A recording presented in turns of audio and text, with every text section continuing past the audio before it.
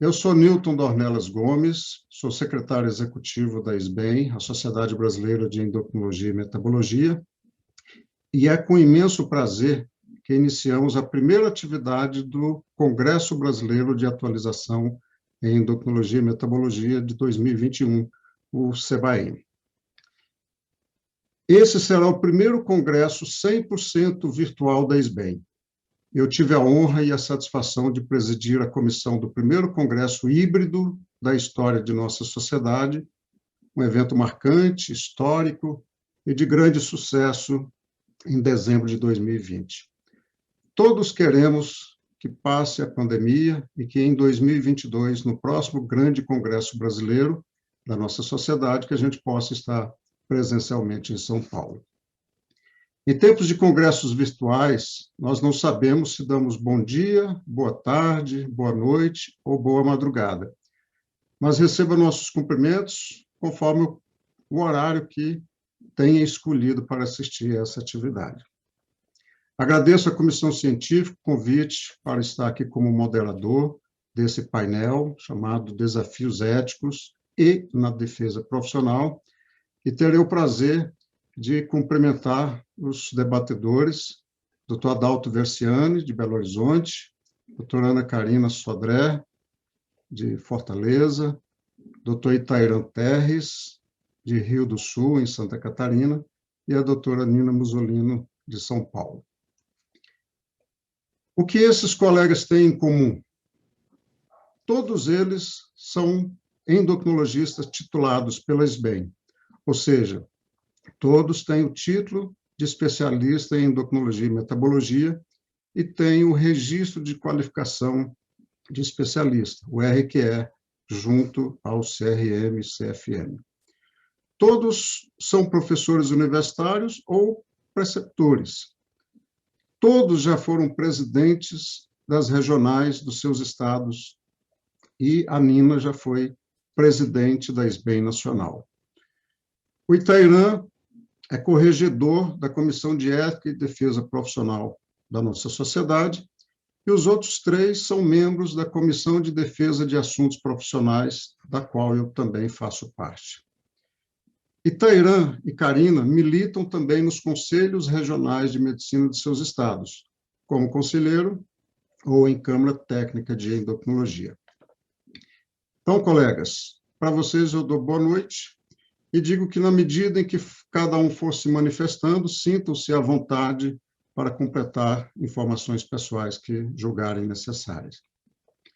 Lembro a todos que esta apresentação foi escolhida para ser visualizada antes do início oficial do CBAEM, que começa no dia 9 de setembro, como uma homenagem a todos os endocrinologistas do Brasil pelo dia dedicado a nós, 1º de setembro.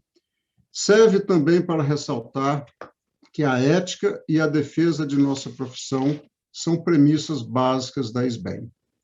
Tenhamos, portanto, um ótimo painel e uma degustação antecipada do que será o CBAEM 2021.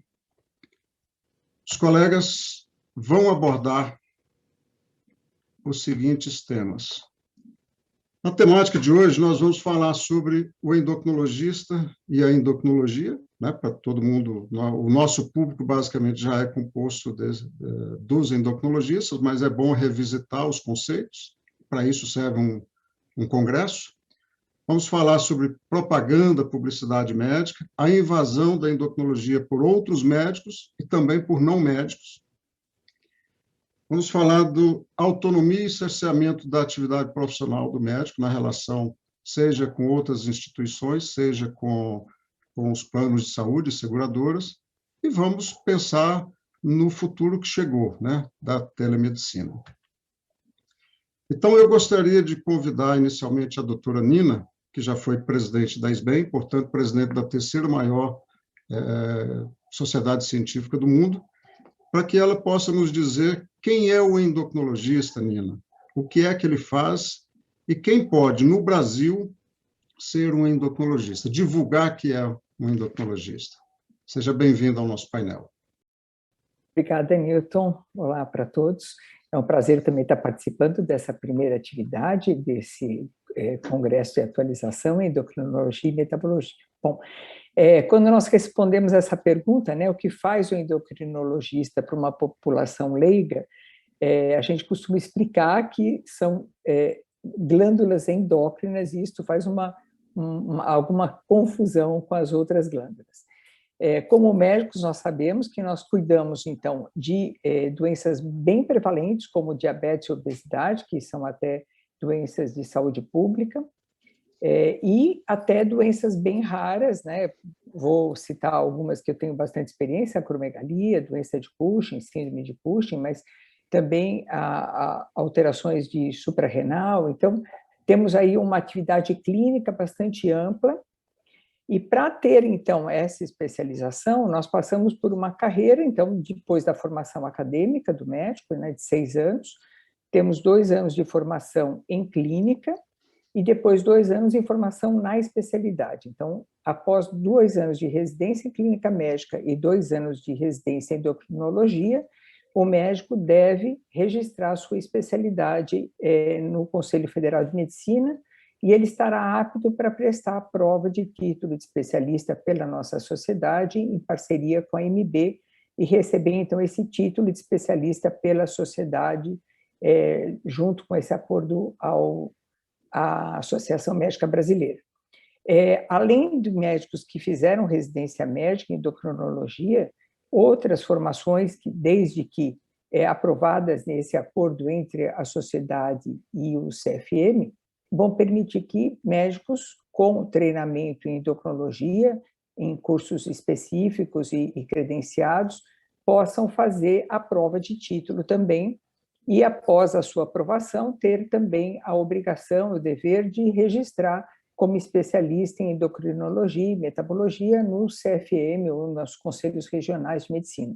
Então, nós temos aqui 10 anos, praticamente, de formação para o endocrinologista, e para ele estar, então, capacitado a exercer essa especialidade que nós gostamos muito.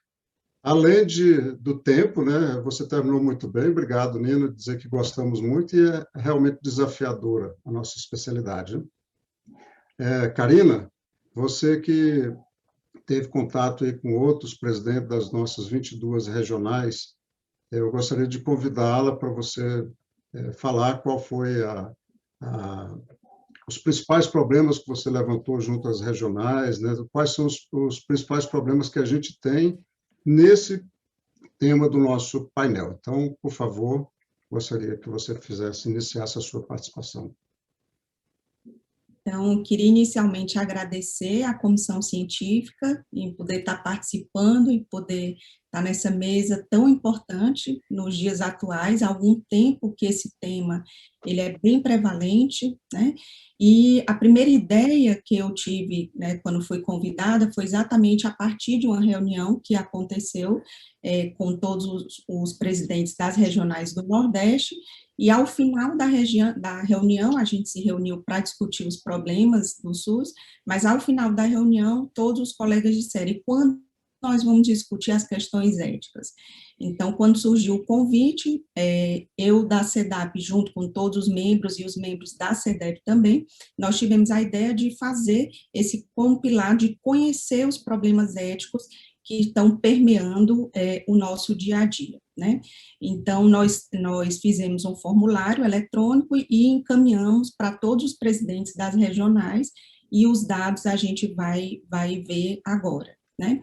Então, basicamente, foi perguntado, a gente quis conhecer se, a primeira pergunta é: sua regional tem assessoria jurídica? E a maioria das regionais realmente não possuem assessoria jurídica. Então, quando acontece um problema que precisa ser encaminhado, a gente precisa encaminhar para a nacional, e a nacional, sim, com assessoria jurídica, ela vai dar um encaminhamento. Então, e a segunda pergunta: a sua regional tem uma comissão de ética, né, local? A maioria também das regionais não tem, tá?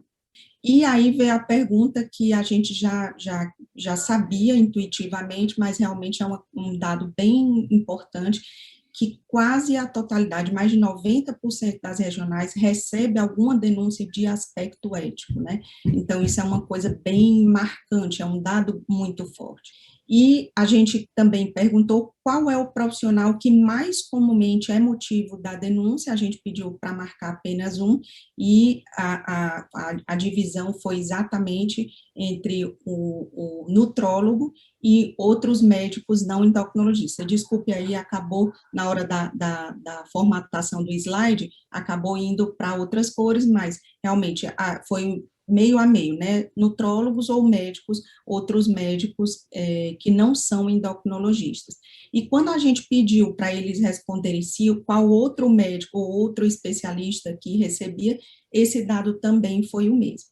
E o principal motivo das denúncias recebidas foi, primeiro, a divulgação de procedimentos sem respaldo científico, isso a gente vê no dia a dia, a gente acompanha o Instagram e recebe, inclusive, os recortes de Instagram, né, dos profissionais que fazem isso. Agora, na pandemia, infelizmente, a gente soube de vários relatos de práticas sem qualquer cunho científico, sem qualquer evidência.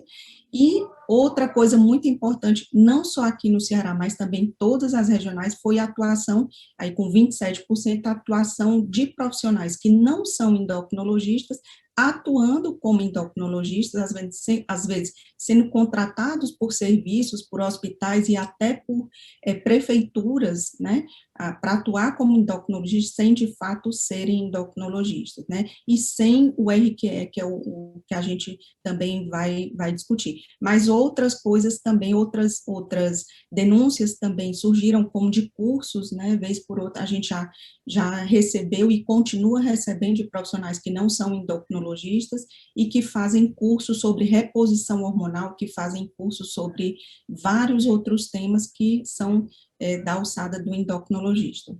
E uma vez que a regional recebe essa denúncia, qual é o encaminhamento que é dado? Então, 81% das regionais já encaminham para o CRM, e inclusive a CEDAP, ela está trabalhando, a gente está organizando um formulário para que todas as regionais tenham acesso, para que essas denúncias sejam encaminhadas, então nós estamos discutindo dentro da comissão, e 9% encaminham a SBEM nacional, e realmente, quando é um fato importante, a SBEM nacional tem recebido essas denúncias e ela dá um direcionamento.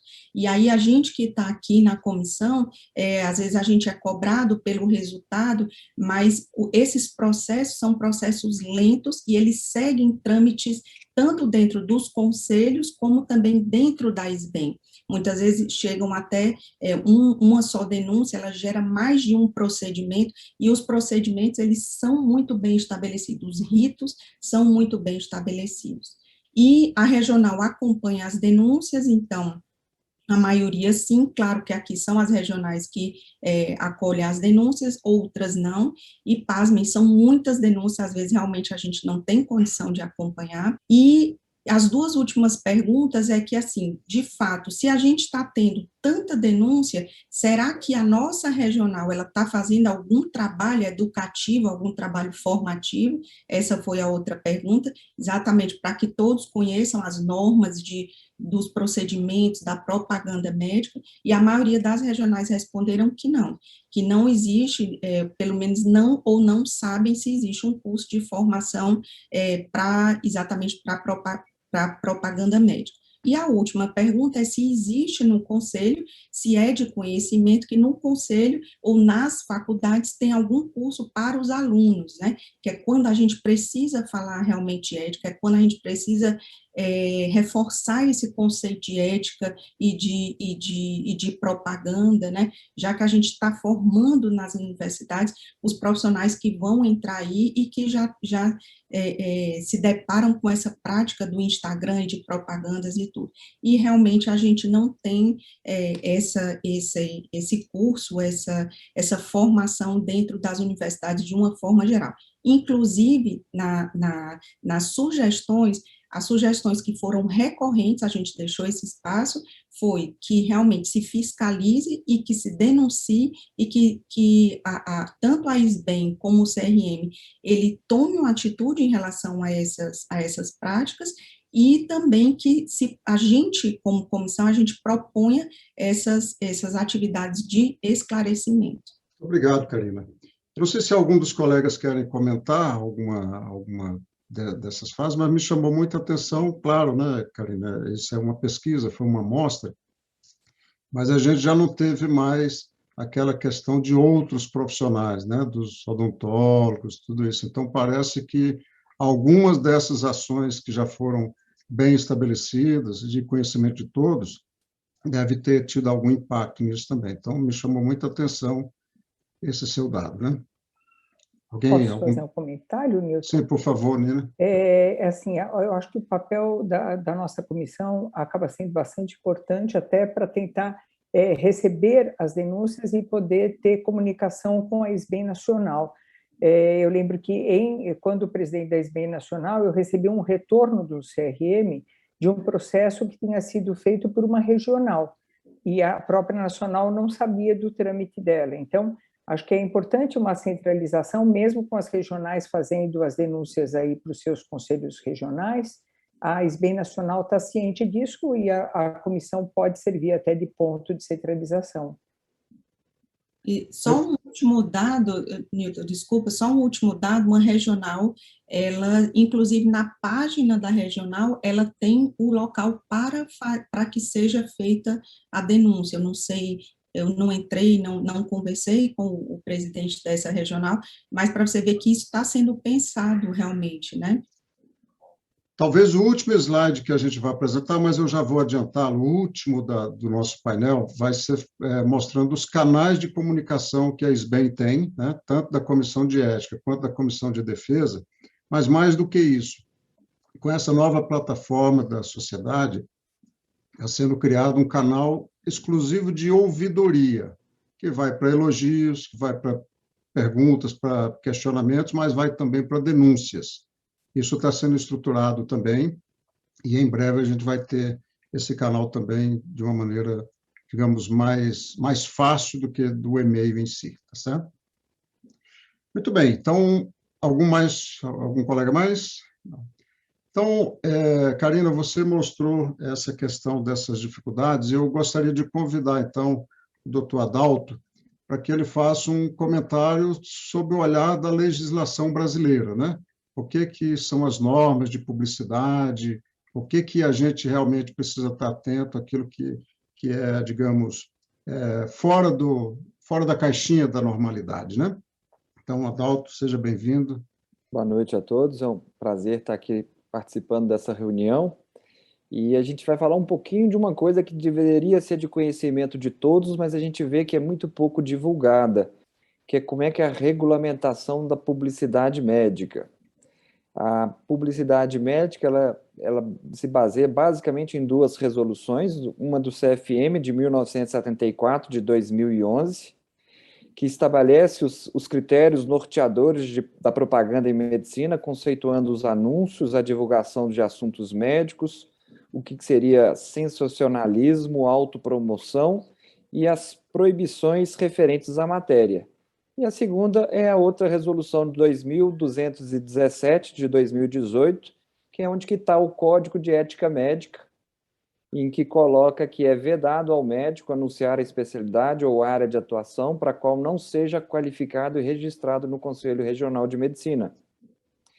E existe, inclusive, um manual disponível no CRM, gratuito, para quem quiser saber quais são as normas que o médico ele é vedado na publicidade. Eu tentei fazer uma maneira resumida aqui para a gente, 10 itens sobre o que é vedado ao médico na propaganda. Em primeiro lugar, anunciar, quando não especialista, que trata de sistemas orgânicos, órgãos ou doenças específicas. Divulgar aparelhagem que lhe atribui capacidade diferenciada ou técnicas exclusivas.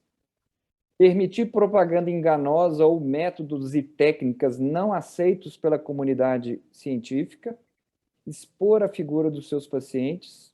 anunciar consórcio, parcelamento ou desconto de procedimentos, ou preço dos procedimentos, garantir ou prometer ou insinuar bons resultados, divulgar cursos de pós-graduação sem estar vinculado à sua especialidade registrada no CRM e com o RQE, que é o Registro de Qualidade de Especialista, divulgar endereço, telefone de consultório para autopromoção, oferecer consultoria como substituição da consulta presencial. E existe a recomendação que os casos que não são atendidos, e se você tiver dúvida na hora da divulgação, você pode consultar o CODAME, que é a Comissão de Divulgação de Assuntos Médicos, que tem todas as regionais, que está sempre em dúvida, e ela pode esclarecer aos médicos o que é permitido ou não na sua propaganda para você não correr em risco. E uma maneira que eu vejo de incentivar todos os médicos a lerem mais sobre o manual de publicidade é que a grande maioria fala que desconhece, nem sabe desse manual. Então, se o CRM pudesse fazer um convênio com as residências e toda a prova de residência médica colocasse 1, 2, 3 questões sobre esse tema, ou então a própria prova do TIM de especialista botasse 1, 2 ou 3 perguntas sobre o tema, ia obrigar todos os médicos a se interessarem em ler sobre esse assunto. E aí a gente não teria mais aquela desculpa do desconhecimento. Perfeito, Adalto. É que você foi listando aí, a gente começa a ver, Itairan acho que já se entusiasmou ali para falar algumas coisas. A gente vai ver que nesse país, né, a gente realmente tem muitas situações como essa. Parece que as suas 10 listas, seus 10 itens ali, algumas pessoas já estão perto de completar o 11º, né, de tanta coisa que vai fazendo. Então, acho que foi realmente muito bem estabelecido. Esse último slide aí, esse slide que está na tela aí para todo mundo, fala da divulgação da especialidade ou área de atuação que não for reconhecida pelo Conselho Federal de Medicina. Então, isso é um campo para a CEDAP, né?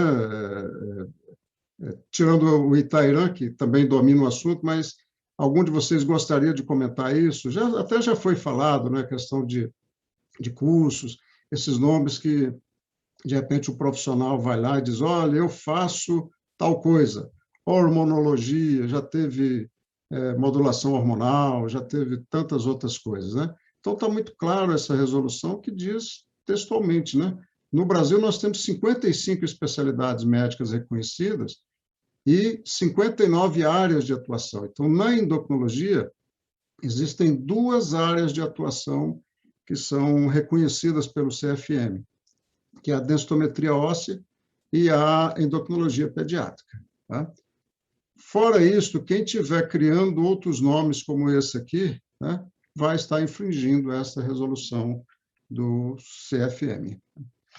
Tairan, você que é da Comissão de Ética e Defesa Profissional da SBEM, ou seja, aquela comissão que cuida diretamente dos associados, né, diante de todas essas recomendações que o Adalto frisou aí, gostaria que você comentasse especificamente essas 3 frases e algo mais que você queira falar sobre o tema.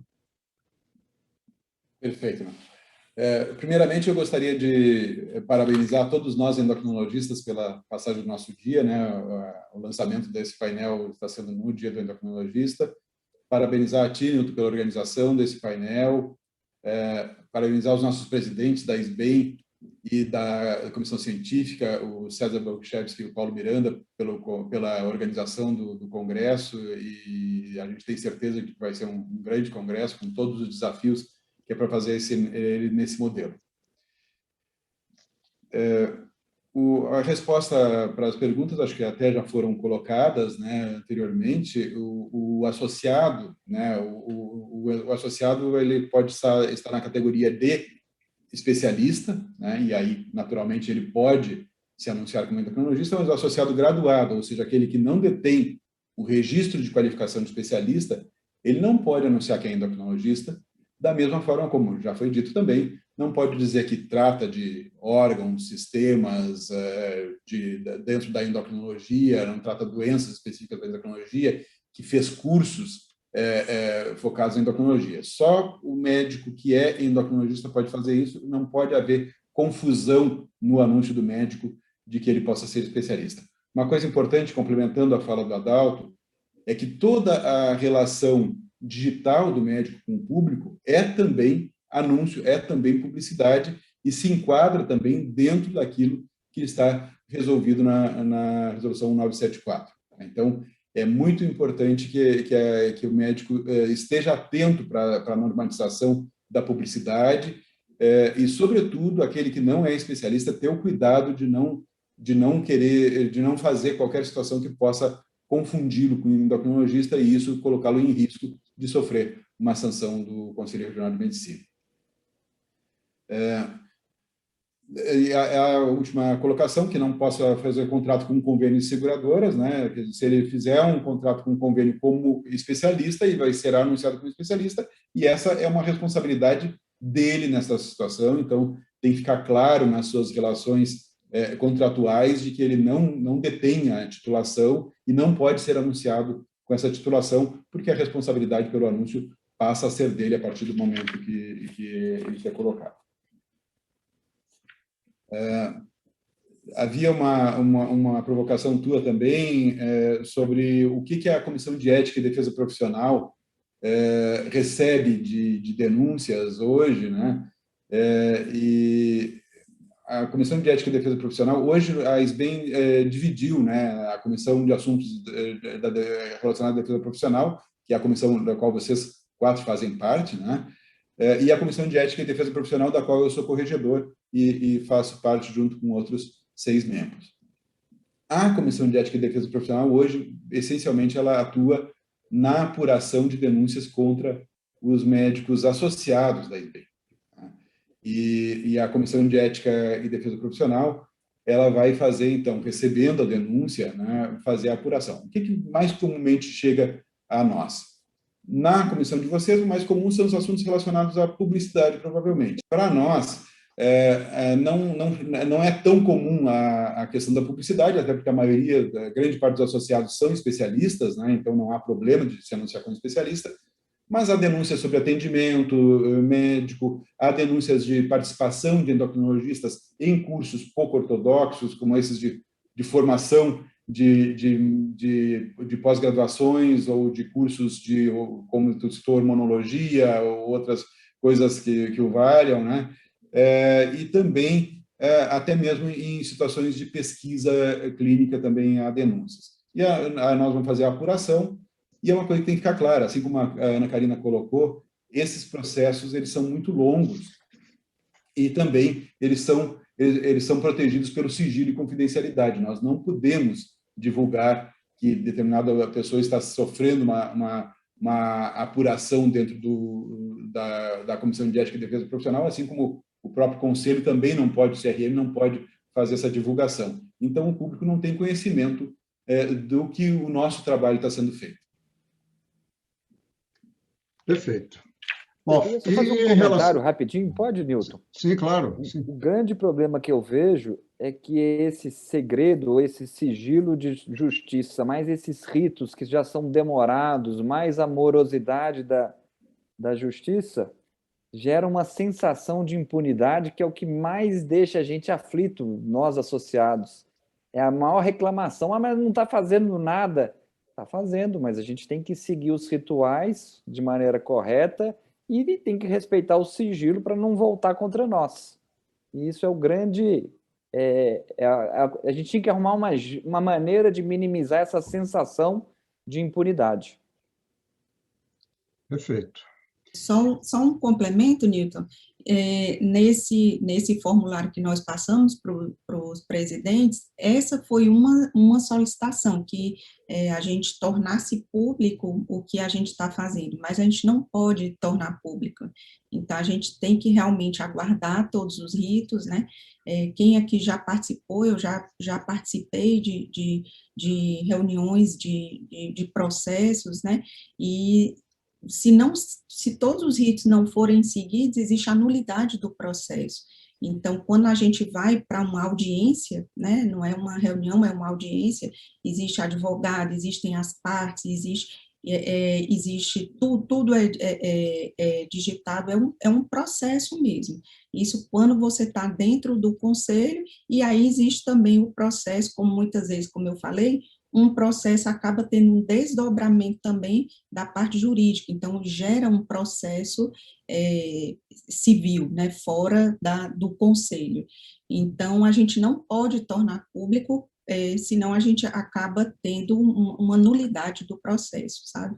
Mas a gente tem que confiar que o trabalho vai ser feito e aí confiar nas instituições, né? Posso fazer um comentário também, Newton? Muitas vezes nós somos cobrados da SBEM não ter uma atuação, às vezes contra um associado, por exemplo. E nesse caso, se é um processo que vai também para o CFM, a SBEM não pode se antecipar, porque se o CFM, por exemplo, não aceitar a denúncia, a SBEM poderia ser punida de ter feito uma punição antecipada. Então, isso é uma coisa importante para o associado saber que, por mais que a SBEM esteja trabalhando também com a sua comissão de ética, se é um processo que foi para o CFM também, a gente precisa esperar a resolução deles. Eu acho que é isso, o Taíra me corrija se eu estiver errado. Não, exatamente, Nina. Na nossa atuação, quando a situação de atendimento a paciente que possa configurar, ou situações de pesquisa, ou qualquer outra situação que configure alguma infração ao Código de Ética Médica, a nossa conclusão na SBEM vai ser de que há um indício de infração ética e que deve ser encaminhado ao CRM. Nós não podemos fazer nenhuma punição dentro da SBEM enquanto o CRM não decide se a pessoa é culpada ou inocente. Apenas depois de declarada culpada é que isso vai poder voltar à SBEM para que nós possamos poder fazer a punição dentro da sociedade. Nina, eu vou aproveitar, então, e vou te convidar novamente para falar sobre o papel mais amplo da Comissão de Defesa de Assuntos Profissionais, a CEDAP, né? Porque, às vezes, para as pessoas fica sempre a impressão de que existem duas comissões na SBEM apenas com sentido de combate aos desvios éticos, né? Então, aquela para os associados e as para os não associados, né? Mas a nossa comissão, a CEDAP, ela tem outros papéis, né? E, aliás, foi por isso que ela foi criada, até por sugestão do próprio Itairã, e eu queria que vocês falassem, os três, Adalto, Nina, ou pelo menos a Nina e a Karina, falassem sobre essas últimas representações, o que vocês fazem como representantes da CEDAP nas outras instituições, na AMB, CFM, ANS, etc. Começando com a Nina, por favor. Eu tenho tido alguma participação também, ou pelo menos ouvindo e participando das reuniões da AMB de defesa profissional. Então, a gente acaba tomando conhecimento e tendo alguma opinião em cima do que a AMB tem feito na defesa dos médicos de maneira geral, né? A SBEM tem uma cadeira dentro dessa reunião de defesa profissional, então a gente tem participado para conhecer o trabalho também junto ao governo. E uma das coisas que eu até gostaria de comentar, porque é uma queixa da AMB, é a falta de unidade entre os médicos. Então, eles comentam que tanto as seguradoras como os planos de saúde, hospitais, acabam tendo um lobby, uma união grande, e que ele não consegue essa união do ponto de vista dos médicos, né? Então, isso é uma queixa importante, e eu acho que a nossa participação lá também tem ajudado nisso. O Newton acaba sendo muito mais ativo, talvez até pela proximidade com Brasília, mas eu também tinha tido a oportunidade de tanto ouvir como poder opinar nessa reunião. Karina? Obrigado, Nina. Então, além das nossas reuniões, então, só para que todos saibam, a gente tem reuniões e a gente discute várias coisas. Uma das coisas que nós estamos discutindo internamente é exatamente o fluxo das denúncias, como vai ser feito para a gente unificar isso, né, em todas as regionais, e também participa de outras reuniões. Então, na semana passada, ou há 15 dias, eu também fui representando a SBEM em uma reunião do IBDM que tratava sobre remuneração. Então, tem vários assuntos que não só na endocrinologia, mas dentro de outras especialidades estão se discutindo, né? Vem sendo discutido. E nessa reunião, a gente discutiu exatamente a questão de remuneração. Como a doutora Nina falou, hoje existem formas diferentes de pagamento, e uma forma que vem ganhando muito espaço nas seguradoras e nos hospitais é o que é chamado de capitation, né?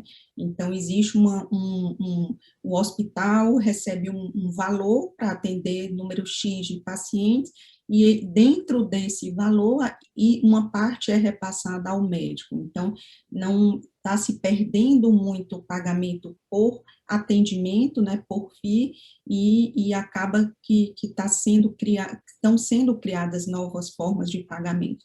E uma coisa interessante que foi discutida nessa reunião do IBDM é que o médico, ele é um prestador de serviço. Claro que o nosso serviço não é um serviço qualquer, é um serviço médico que tem uma excelência, ele tem que ter uma humanização, mas ele não deixa de ter um serviço, e o médico é um profissional que, na maioria das vezes, não consegue ditar o valor do seu serviço, o valor do seu trabalho, porque isso é ditado pelo convênio, é ditado pelo hospital onde se trabalha.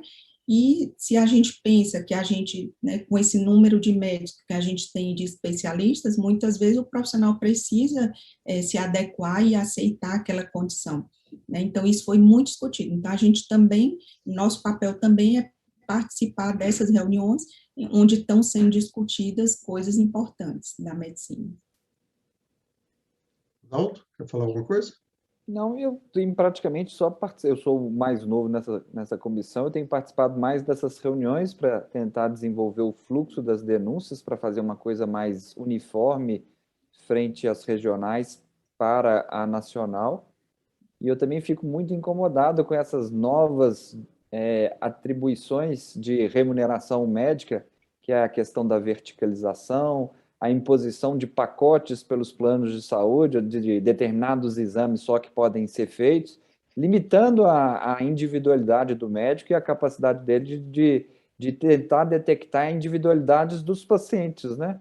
Então, ele põe todo mundo num pacote, você tem que andar naquele pacote para seguir as regras do jogo. E isso acaba cerceando a capacidade do médico de fazer o diagnóstico, de fazer uma conduta bem desenvolvida. E essa é uma grande preocupação da nossa comissão. Perfeito. Eu acho que vocês introduziram bem o tema já daquilo que seria a nossa segunda parte, né? Os desafios da defesa profissional em si. Eu trouxe 2 slides baseados nessa demografia médica no Brasil, que é uma publicação feita pelo CREMESP, né, o Conselho Regional de Medicina do Estado de São Paulo, e em parceria com o Conselho Federal de Medicina. Tem alguns dados aí, eu vou apresentar 2 slides para que vocês possam ir discutindo depois alguns desses desafios até que o Adalto acabou de falar, e que a Karina também, né? Então, todos nós já sabemos do cenário da medicina no Brasil, né? Uma expansão exponencial do número de faculdades, tanto é que foi decretada uma moratória há pouco tempo para isso, para que, pelo menos por algum tempo, houvesse algum freio nessa expansão. O número de vagas de 2001, que era 11.500 vagas para graduação em medicina, passou para 37 mil em 2020, então só isso aí a gente vê para cada ano, o que isso representa.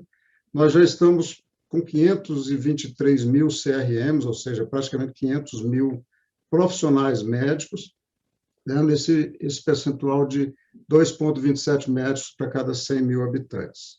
Tá? E nós temos hoje 53 mil residentes no Brasil, segundo essa demografia.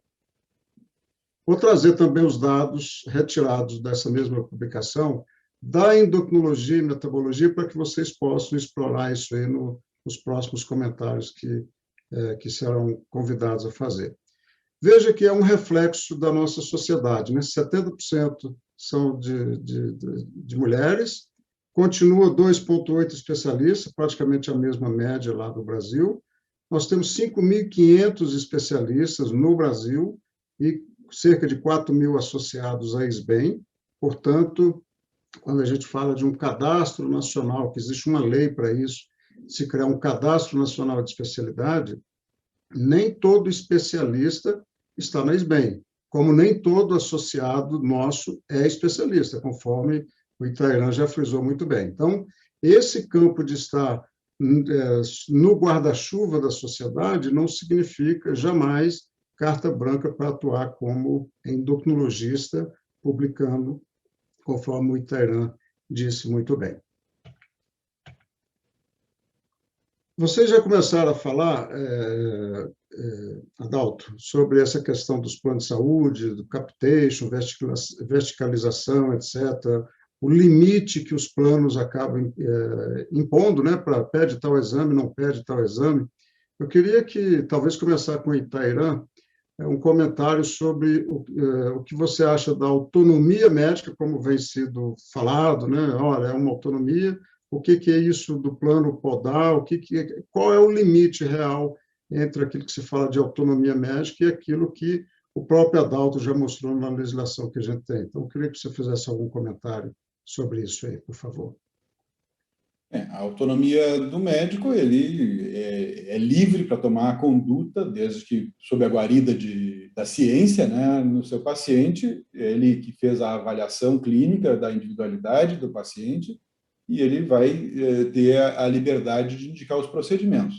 O problema é que quando ele está sob um contrato, é que isso pode ter implicações na remuneração, que vão depender da forma como ele realizou esse contrato. E aí há necessidade de garantias via nossas entidades, sobretudo as entidades associativa e sindical, para nos dar garantias de que nós não tenhamos contratos leoninos que impactem em cerceamento da nossa liberdade mediante remuneração, e não proibição de realização de determinado procedimento ou indicação de determinado procedimento. Alguém mais quer comentar alguma coisa sobre isso? Às vezes tem alguns planos de saúde que, se você fizer a solicitação de algum procedimento que não esteja no rol da ANS, mas que está na lista do conhecimento contemporâneo, o convênio te ameaça a pagar o exame para o paciente, mas descontar dos seus honorários, como se você estivesse fazendo alguma coisa errada, ilícita. E aí acaba você ficando impedido ou podado de fazer a melhor medicina em função de ser punido por isso, pelos planos de saúde, e não pelo bem-estar do paciente. Perfeito. Bom, isso é uma abordagem da medicina privada. A Ana Karina, eu gostaria de já convidá-la para falar sobre isso. Numa dessas reuniões que você participou, enfim, do próprio IBDM que você citou, a SBEM, ela tem uma cadeira lá no Instituto Brasil de Defesa da Medicina, e lá, uma das coisas que se tentou fazer, que está em andamento, inclusive, é tentar fazer o levantamento de situações para que possa levar para frente o parlamentar da medicina para ter projetos de melhoria para o SUS. Eu estou convidando a Karina porque a gente criou subgrupos dentro da própria comissão de defesa, e isso foi recente, e a Karina foi quem reuniu Norte e Nordeste, né, Karina, que você viu. Então, eu queria que você falasse quais foram os principais pontos levantados, né, e a gente vê aqui essa demografia mostrando quem está aí trabalhando na parte pública exclusivamente ou no privado exclusivamente, e a gente vê que há uma grande sobreposição aí, que praticamente todo mundo no Brasil, cerca de 70% dos profissionais, trabalham no público e no privado, né? Então, eu creio que o que você já fez lá do levantamento seja um reflexo também do Brasil, né, para as outras regiões, macro-regiões. Eu queria que você comentasse sobre o que vocês conversaram, as principais coisas que foram levantadas como possíveis sugestões para a melhoria da medicina no SUS.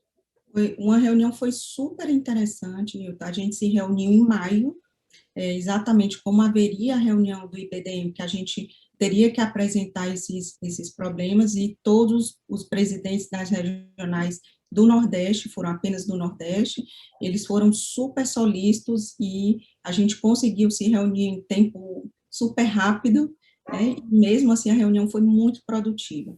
E foi muito bom o contato entre a gente, que a gente viu que os nossos problemas, pelo menos aqui no Nordeste, eles são muito parecidos.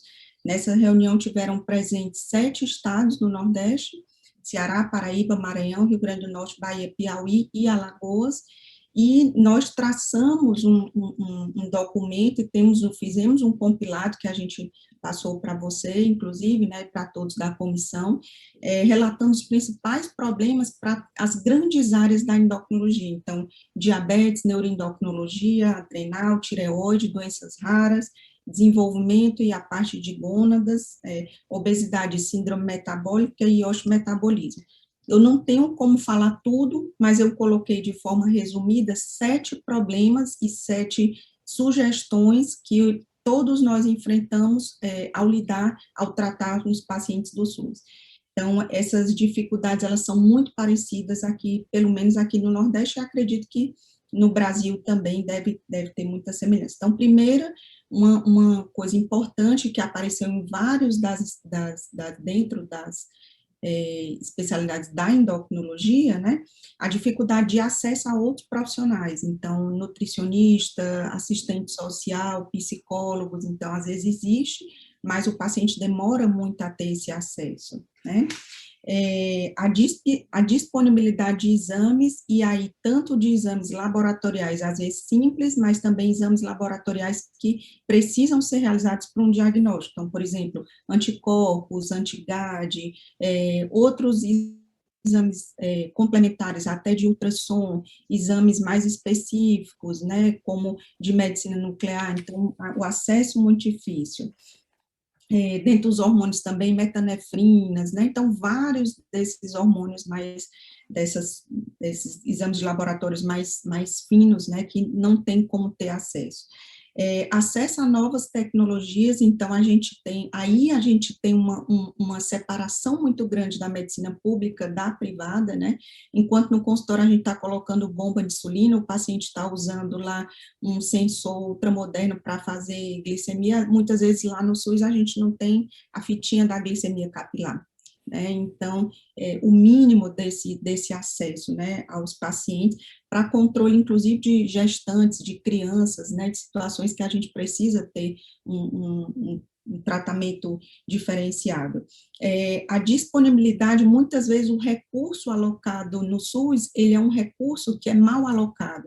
Então, você compra, dando o exemplo aqui da área do diabetes, seringas que não são boas, acaba gastando com agulhas muito grandes, né, e vários outros gastos que poderiam ser trocados se ouvisse mais o especialista, se ouvisse o endocrinologista, poderia alocar melhor esses recursos, né? E aí inclui também, inclusive, medicamentos que já estão aprovados pelo CONITEC e que, de fato, a gente não tem na prática, a gente não tem no dia a dia ainda, esses medicamentos incorporados, né? Os exames genéticos, que realmente não são a realidade ainda, né, e muitas vezes precisa para o diagnóstico, tá? Uma sugestão seria ser criado um banco de tumores, que aí seria um banco compartilhado de tumores, a questão de mapear, então, se a gente pensa como Nordeste, mapear qual é o local, qual é a disponibilidade que a gente tem de exames e de recursos, como, por exemplo, radiodo, ou como, por exemplo, de radiocirurgia para tumor hipofisário, para não precisar deslocar um paciente daqui para o sul ou para o sudeste. Então, são só algumas das coisas que eu listei, o documento completo, ele tem 3 páginas, né, e foi muito bacana a nossa reunião, e foi tão bom o contato que a partir dali surgiu o desejo da gente se encontrar de novo e falar sobre os problemas éticos, né, me cobrar, Karine, aí quando é que a gente vai falar das questões éticas, né, então, mais ou menos foi essa a nossa reunião. Perfeito. Muito obrigado. Você fala de encurtar distâncias, nós estamos indo já para o último tópico, né, do nosso painel, né? Infelizmente, existe o tempo, né? E eu queria só, Itaira, você vai falar um pouco sobre a telemedicina, pegando ainda esse dado da demografia médica, mostra a distribuição, né, geográfica aí de médicos, né? Então, pelas macro-regiões.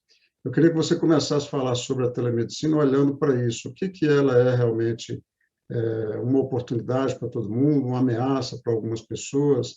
Qual a sua opinião sobre a telemedicina, por favor?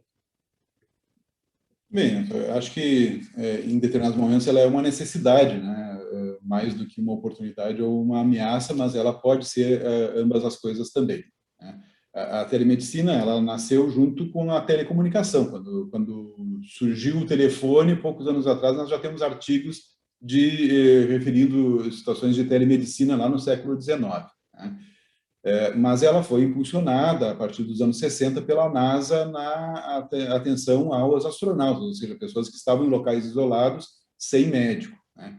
E em seguida a própria NASA instituiu programas de atenção a comunidades indígenas isoladas usando essas ferramentas de telemedicina da NASA. Essa declaração de Tel Aviv, que está na tela, né, ela foi do Congresso da Associação Médica Mundial de 99, ela definiu o que é a telemedicina, que seria o exercício da medicina à distância, né, com todas as suas intervenções, diagnósticos, recomendações de tratamento, né, e usando tecnologias de telecomunicações.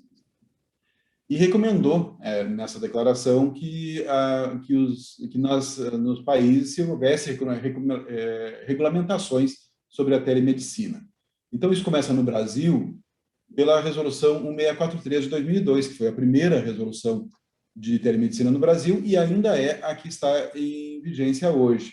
Então, nós já temos há 19 anos essa regulamentação, que é uma regulamentação muito simples, que faz a definição do que é telemedicina, as exigências tecnológicas que devem ser atendidas, que devem ser atendidas as resoluções do Conselho de Medicina, que a responsabilidade é do médico que faz o atendimento, do médico assistente, e ele é responsável, inclusive, sobre a equipe que vai estar atuando, inclusive equipe de saúde e equipe que vai lidar com a parte tecnológica. Mas ela não avança além disso, né? Então, houve toda uma evolução da medicina nesse tempo, havia necessidade de uma atualização disso. Em 2018, o Conselho Federal de Medicina chegou a editar uma nova resolução, mas que teve um mau acolhimento, haviam problemas nessa resolução, e o próprio Conselho Federal de Medicina revogou, pouco tempo depois, essa resolução, de forma que ainda é a 1643 de 2002 que nos regulamenta. No ano passado, com o advento da pandemia, houve uma portaria do Ministério da Saúde liberando a prática da telemedicina com teleconsulta em todo o território nacional durante o período da pandemia, enquanto nós estivermos na situação de emergência de saúde pública. Mas é necessário que o Conselho Federal de Medicina possa fazer uma atualização dessa resolução, incluindo essas situações em que se admitirá a teleconsulta, porque até então, agora, nós não temos uma regulamentação do Conselho Federal para essa atividade. Então, o que vai ser liberado pelo Conselho Federal de Medicina como prática da telemedicina? Nós, endocrinologistas, estamos habituados a fazer telemonitoramento dos nossos pacientes diabéticos, né, recebendo dados das suas glicemias capilares e usando ferramentas de telecomunicação para orientar a titulação de doses de insulina, por exemplo, né? Mas o que realmente é a regulamentação? Nós não temos isso muito claro hoje, né? Existe um parecer agora recente que está circulando nas redes sociais do COJUR, da assessoria jurídica do Conselho Federal de Medicina, dizendo que o médico que faz telemedicina tem que estar registrado no local da residência do paciente. Mas isso colide com o próprio o que é dito na própria resolução 1643 de 2002, que diz que o médico tem que ter o registro no local onde ele atua, onde ele reside, né? Provavelmente a nova resolução do CFM, que já está sendo elaborada, já está sendo preparada, ela vem nessa indicação de que o médico deve ser registrado apenas onde ele está residindo e atuando, e não precisa ter registro onde o paciente, onde reside o paciente. E sobre a responsabilidade profissional, é muito importante a gente colocar que a ausência do exame físico, que é o grande problema do exercício de uma teleconsulta, né, ele vai trazer ao médico uma responsabilidade muito grande ao fazer diagnósticos e indicar tratamentos, porque ele tem uma perda, né, da sua capacidade propedêutica naquela avaliação. Então, o médico tem que fazer uma avaliação se ele realmente está capacitado para fazer um diagnóstico, uma indicação terapêutica nessa situação, porque ele é o responsável por esse tratamento, né? Eu costumo dizer, Nilton, que não existe uma ética nova, né? Existe todas as normas éticas, toda a regulamentação ética, ela vai estar presente na telemedicina da mesma forma como há na nossa relação médica com os nossos pacientes no atendimento presencial. Perfeito, entendeu? Acho que isso, obviamente, isso é uma grande introdução para um tema que está aí se arrastando, é o que você falou, desde 2002, e que agora caiu na pauta do dia, né? Quer dizer, o Congresso o Congresso Nacional teve que autorizar ali durante a pandemia, depois entrou-se numa discussão se era o Congresso que deveria fazer ou se era o CFM, e o fato é que o CFM está trabalhando nisso aí, e acho que é o que você falou. Chegou para ficar e só precisa entender que, como você muito bem disse, não tem uma nova ética, né? Tem uma nova forma de fazer as mesmas condutas de antes com todo o critério. Então, só para a gente encerrar... Em relação a isso, só para colocar, como o que saiu nessa portaria do Ministério da Saúde, que tem força de lei, colide com a resolução 643, na questão da teleconsulta, vale a lei, que é maior do que a resolução do Conselho Federal. O próprio Conselho Federal já admitiu isso, só que essa lei só vale no período da pandemia. Passado o período de emergência, há que se ter uma nova resolução adequando, né, as novas tecnologias e a própria mudança social que a gente tem, né? Perfeito. Pessoal, Oi, Nina? Posso fazer um comentário? Voltando um pouco naquele slide da distribuição dos endocrinologistas no país, que você tinha colocado, assim, como o Itarê falou, a lei foi colocada no período só de pandemia, provavelmente isso vai mobilizar o Conselho Federal de Medicina a realmente rever a prática para poder ser utilizada no período pós-pandemia. E olhando essa distribuição, a gente, como nós sabemos, a maioria dos especialistas estão no Sudeste, o que poderia até, pensando de um lado, prejudicar os locais onde tem menos quantidade de especialistas, a atuação dos médicos à distância, mas, por outro lado, isso pode ser utilizado para evitar o transporte do paciente para áreas onde há um serviço terciário. Assim como a Karina falou, de evitar que o paciente tenha de sair para fazer exames, a gente acaba recebendo, muitas vezes, no Sudeste, pacientes com uma necessidade de tratamento terciário, ou para tirar uma dúvida, ou para ver uma opinião, e o paciente tem que vir, muitas vezes, lá de Manaus, né? Então, a telemedicina poderia ser usada de especialista para especialista também, não diretamente com o tratamento de paciente, né? Eu acho que isso vai ser uma atuação bastante importante na nossa especialidade. Posso fazer um comentário, Nina, nessa sua fala? Eu tenho um certo receio, eu sou muito desconfiado. A ideia é maravilhosa, você levar a ajuda de um especialista de um centro terciário para áreas remotas ou que não tenha esse especialista. Então, a ideia é maravilhosa. Mas eu fico com medo de acontecer uma coisa que eu vi noticiando nos jornais. Determinado centro em uma capital mandou todos os especialistas que ficaram de plantão, botou só um clínico geral e ele fazia interconsulta com outros hospitais terciários. Quer dizer, em vez de ampliar o conhecimento nas áreas remotas, estava cerceando nas áreas para a questão de economia de custo. Então, esse é o meu receio, de não ir com tanta sede ao pote. E o segundo receio, para quem mexe com residência médica, quantas vezes você discute um caso com um residente, você imagina uma conduta, e aí você começa a achar que o negócio não está batendo, aí você vai fazer a mesma conversa com o paciente do lado do residente. A conversa muda completamente. E o que você ia fazer sem estar com o paciente por perto é completamente errado perante a nova anamnese que você fez junto com o paciente. Então, aqui o que o Tairan falou, o exame físico ou a conversa direto com o paciente muda, dá muito mais informação, enriquece muito a sua conduta. Então, eu fico só com esse receio, mas é porque eu sou desconfiado. Perfeito, Adalto. O nome vocês foram convidados como debatedores, né? Mas eu preciso interrompê-los, tá certo? Porque a gente já precisa encerrar. mas como todo debate, existe uma prática de se dar 30 segundos ali para alguém passar uma mensagem. Como nós, né, nós somos endocrinologistas e o tema é sobre ética e defesa profissional, se pudessem resumir numa frase, que mensagem que vocês passariam para os endocrinologistas no dia do endocrinologista e na conduta do endocrinologista, o que cada um gostaria de deixar como mensagem final? Tairan, você que está com... Parabéns, confie na sua sociedade que está trabalhando por vocês, pela ciência e pela ética no exercício da endocrinologia, e vamos continuar estudando e trabalhando, que é isso que os nossos pacientes esperam de nós. Adalto?